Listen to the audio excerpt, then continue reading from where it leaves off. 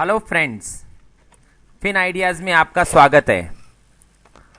अब हम समझते हैं कि बुल स्प्रेड और बेयर स्प्रेड के ब्रेक इवन पॉइंट किस तरीके से ढूंढे जाएं। हमने ये देखा कि बुल कॉल स्प्रेड तब बनता है जब हम लोअर स्ट्राइक को बाई करते हैं और हायर स्ट्राइक को सेल करते हैं। सिमिलरली बेयर कॉल स्प्रेड तब बनता है जब हम लोअर स्ट्राइक को सेल करते हैं और हायर स्ट्राइक को बाई करते हैं। तो इसका मीनिंग मैं ये कह सकता हूं कि बुल कॉल स्प्रेड की जो काउंटर पार्टी है वो बेयर कॉल स्प्रेड है। मतलब यदि आपने बुल कॉल स्प्रेड बनाया है तो इसका मतलब अगर आपके सामने मैंने ट्रेड मारा है, आपने बाई किया तो मैंने बेचा है और आपने बेचा तो मैंने बाई किया है, तो इसका मीनिंग ये हुआ कि आपने यदि बुल कॉल स्प्रेड बनाया तो मैंने बेयर कॉल स्प्रेड बनाया होगा। अच्छा, अब इसका मीनिंग आगे एक वर्जन और आगे ले जाऊं तो यह भी क्लियर है कि जब बुल कॉल स्प्रेड प्रॉफिट करेगा तो इसका मतलब गारंटीड बेयर कॉल स्प्रेड उस समय लॉस करेगा, और जब बेयर कॉल स्प्रेड प्रॉफिट करेगा तो उस समय पे बुल कॉल स्प्रेड लॉस करेगा, और जब bull call spread no profit no loss पर होगा तो उस समय पे बेयर कॉल स्प्रेड भी नो प्रॉफिट नो लॉस पर रहेगा।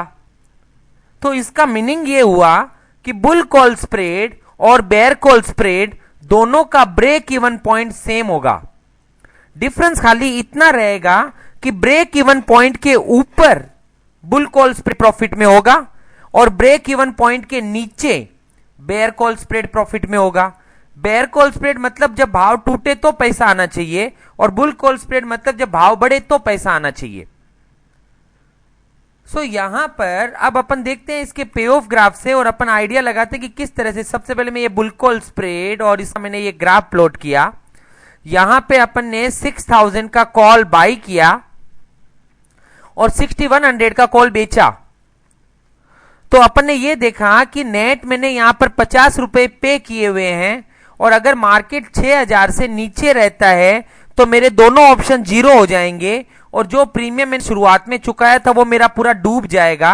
तो इसका मतलब है नीचे की साइड में कॉल में कोई भी एक्शन नहीं होता है, और जैसे ही मार्केट बढ़ने लगता है तो सबसे पहले 6000 वाला कॉल एक्शन में आता है। और क्योंकि 6000 का कॉल अपने बाई किया हुआ है तो जैसे ही मार्केट बढ़ा धीमे धीमे मेरी कॉस्ट कवर होने लग गई, और 6000 plus 50 rupees is my cost, तो 6050 मेरा ब्रेक इवन पॉइंट बन गया। तो इसका मतलब बुल कॉल स्प्रेड का जो ब्रेक इवन पॉइंट है वो है lower strike plus cost of spread. Lower strike क्यों यूज किया अपन ने यहां पे? क्योंकि कॉल ऑप्शन नीचे की साइड में कुछ भी एक्शन नहीं देता है, तो जैसे ही मार्केट बढ़ने लगेगा तो लोअर स्ट्राइक वाला कॉल सबसे पहले एक्शन में आएगा, इसलिए अपन वहां पर lower strike plus cost of spread निकाले। अब इसका एग्जैक्ट रिवर्स अगर मैं बेयर कॉल स्प्रेड भी देखूं तो बेयर कॉल स्प्रेड का ग्राफ एग्जैक्ट इसका रिवर्स है। वो मुझे यहां पर यह बता रहा है कि यदि मैंने यहां पर 90 रुपीज का कॉल खरीदा, सॉरी बेचा 6000 वाला, और 6100 वाला कॉल 40 में मैंने खरीदा, तो नेट मैंने यहां 50 रुपए रिसीव किए। तो यदि मार्केट नीचे का नीचे ही रह जाता है तो जो बुल कॉल स्प्रेड 50 रुपए लॉस कर रहा था वो यहां पे ये बेयर कॉल स्प्रेड 50 रुपया प्रॉफिट कर रहा है। और जैसे ही मार्केट 6000 से ऊपर जाने लगेगा तो यहां पे बेयर कॉल स्प्रेड में, क्योंकि अपन ने 6000 का कॉल बेचा है तो 6000 से मार्केट ऊपर जाते ही हमको कुछ पैसा वापस चुकाने को आता है। तो 6050 पर मुझे जो 50 रुपए शुरुआत में मिले थे वो पूरे चुकाने को आ जाएंगे और मैं ब्रेक इवन पॉइंट पे आ जाऊंगा। तो अगेन यहां पर भी क्योंकि कॉल ऑप्शन नीचे में एक्शन नहीं लेता है, तो जैसे ही मार्केट बढ़ने लगेगा तो लोअर स्ट्राइक का कॉल पहले एक्शन में आएगा। तो लोअर स्ट्राइक प्लस जो नेट 50 रुपए मुझे प्रीमियम मिला था 6050 will become my break even point, और उसके बाद में लॉस में आ गया और मेरा लॉस भी 50 रुपए का रहेगा, क्योंकि 100 रुपए की स्प्रेड थी, 50 रुपए अगर प्रॉफिट है तो 50 का लॉस रहा। तो इसका मीनिंग ये हुआ कि बुल कॉल स्प्रेड और बेयर कॉल स्प्रेड दोनों का ब्रेक इवन सेम था 6050, फर्क ये था कि बुल कॉल स्प्रेड में 6050 के ऊपर प्रॉफिट था और नीचे में लॉस था, और यहां पे बेयर कॉल स्प्रेड में 6050 के नीचे प्रॉफिट है और ऊपर में लॉस है। सो कभी भी हम बुल कॉल स्प्रेड हो या बेयर कॉल स्प्रेड हो, अगर वो कॉल स्प्रेड है तो इसका मीनिंग है उसका break even point is equal to lower strike plus cost of spread. Same इसी तरह से यदि हम पुट स्प्रेड को देखते हैं तो बुल पुट स्प्रेड जब हमने बनाया था तो वहां पे हमने लोअर स्ट्राइक का पुट बाई किया था और हायर स्ट्राइक का पुट बेचा था। हमने ये चीज अच्छे से समझ ली है कि जब भी हम बुल स्प्रेड बनाते हैं तो हायर स्ट्राइक को सेल करते हैं, और जब भी हम बेयर स्प्रेड बनाते हैं तो लोअर स्ट्राइक को सेल करते हैं। तो यहां पे बुल स्प्रेड बनाने में, बुल पुट स्प्रेड बनाने में अपने लोअर स्ट्राइक पुट बाई किया, हायर स्ट्राइक पुट बेचा। तो इसका मीनिंग यह है कि यदि मार्केट ऊपर चला जाए तो दोनों पुट जीरो हो जाएंगे, दोनों पुट में एक्शन खत्म हो जाएगा। तो यहां पे मैं बुल पुट स्प्रेड का एक ग्राफ दिखाता हूं आपको। ये बुल पुट स्प्रेड, यहां पे अपन ने 6000 का पुट बेचा 60 रुपीज में, 59 का पुट खरीदा 30 रुपीज में, तो हमें नेट 30 रुपीज मिले। तो यदि मार्केट 6000 से ऊपर रहता है तो दोनों के दोनों पुट जीरो हो जाएंगे और नेट 30 रुपीज का मुझे हर लेवल पे प्रॉफिट हो जाएगा।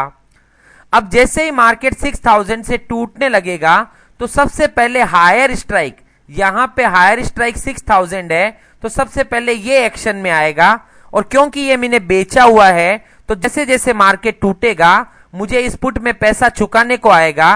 तो 6000 minus 30, 5970 will become my break even point.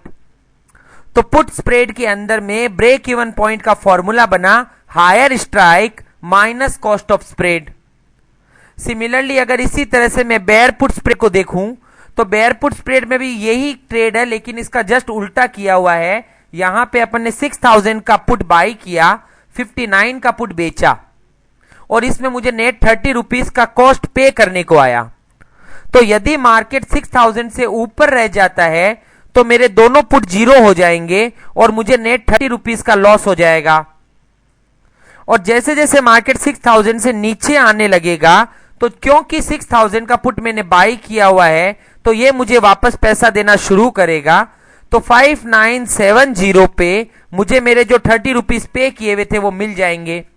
तो इसका मतलब बेयर पुट स्प्रेड का भी formula higher strike minus cost of spread हो गया।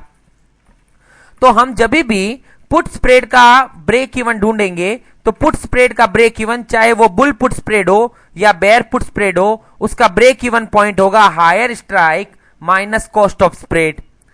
बुल पुट और बेयर पुट में डिफरेंस खाली ये रहेगा कि जब मार्केट बढ़ेगा तो बुल पुट कमाएगा, मतलब ब्रेक इवन के ऊपर बुल पुट में प्रॉफिट होगा, और जब मार्केट घटेगा तो बेयर पुट कमाएगा, तो मतलब ब्रेक इवन के नीचे बेयर पुट स्प्रेड में प्रॉफिट होगा। सो इस तरीके से हम ब्रेक इवन पॉइंट ढूंढ सकते हैं बुल स्प्रेड और बेयर स्प्रेड के। Thank you.